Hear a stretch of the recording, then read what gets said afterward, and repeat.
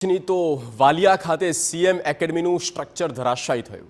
ઘટનામાં કુલ 23 લોકોને ઈજા પહોંચી, 3 લોકોને ગંભીર ઈજા પહોંચી. સ્વિમિંગ પુલના નિર્માણ દરમિયાન દુર્ઘટના બની. સ્ટ્રક્ચર બનાવતી વખતે ધરાશાયી થયું હતું. તમામ ઈજાગ્રસ્તોને અંકલેશ્વર ખાતે સારવાર અપાઈ. ઘટનાની જાણ થતાં જિલ્લા કલેક્ટરે સ્થળની મુલાકાત કરી હતી.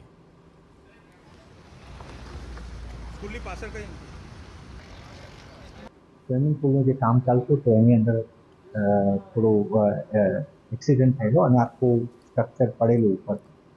એ ઘટનાની અંદર લગભગ 23 લોકો માઇનરથી લઈને થોડી વધારે સુધીની ઇન્જરી છે.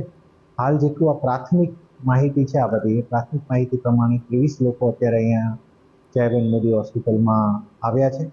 એમાંથી 3 લોકોને ઇન્જરી છે વધારે મેજરમાં, બાકીના માઇનર ફ્રેક્ચર્સ ને બધું છે.